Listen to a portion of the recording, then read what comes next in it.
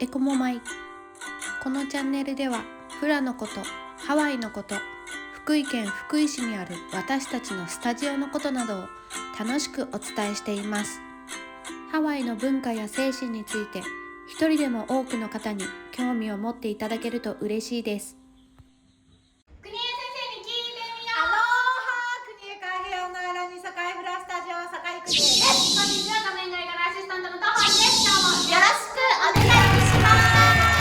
皆さん、ハパハオレやハパハオレソングという言葉を聞いたことはありますでしょうか？今日は先生にハパハオレについて教えていただきたいと思います。ハパハオレソングってね、ハワイアンの曲に英語で歌われた歌詞のものをハパハオレソングというふうに言うんですけどね。ハパって半分、ハオレって白人なので、半分白人の歌で、ハワイアンにとっては本当のハワイアンソングからはちょっとかけ離れた存在というふうに思われていたんですよね。なのであまりね、そのハパハオレソングを好ましく思わなかったハワイアンたちも多かった。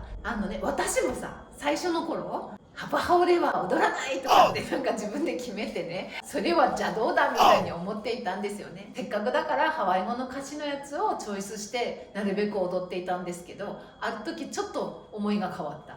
ていうのは、それもフラの復興につながった一つのターニングポイントだったんじゃないかっていうふうに考えることがあって、1900年代ね、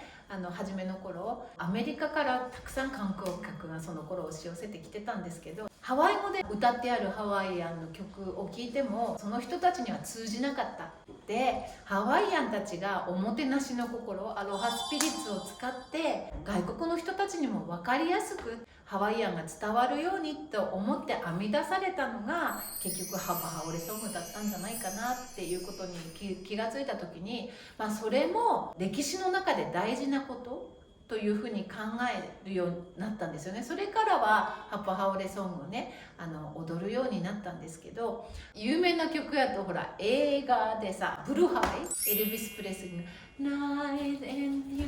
and Blue Hawaii っていう有名な曲がありますよね。でそれを見た外国人の人たちは、うわー天国みたいな島って言ってハワイにね、いっぱい観光客が集まるようになったんですよ。衣装もね、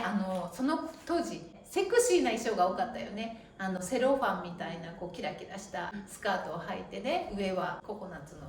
やつをつけて踊るって、ちょっとセクシーな感じで踊るのが、それがすごく観光客たちは喜んだので、たくさんこのハワイにね観光客がいっぱい集まってきて、ハワイも豊かになったと考えると、ハパハオレソングがハワイ文化にもたらした効果っていうのもたくさんあったんじゃないかというふうに私は今は考えています。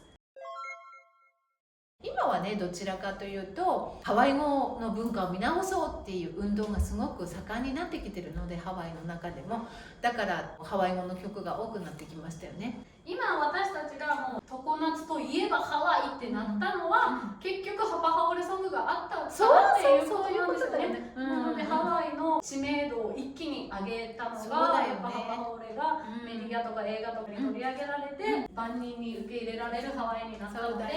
大事な歴史の一つですね。そうですよね。で昭和の時代はね、ハパハオレソングを日本語で歌ったり、月の夜は浜に出てとか、日本人でもたくさんそうやってね日本語にして歌っていたので、それは大事なことやったんじゃないかなって今思います。今日は皆さんにお知らせがあります。今年15周年を迎えました。そして6月4日日曜日に15周年の記念の発表会、放映をさせていただくこととなりました。イエーイ。場所はハートピアハルエの大ホールの方でさせていただきます。今回はアラトリオさんとカヘアラニさんの2つのバンドをお迎えして、全曲生バンドということでフラをお届けしたいと思います。チケットがですね、大人が税込み4400円、お子さんが税込み2200円となりますので、全席自由です。お買い求めの方法につきましては、下の方の概要欄の方にリンクを貼ってございますので、ぜひアクセスしていただけたら嬉しいなと思います。たけるように今から一生懸命練習頑張ります。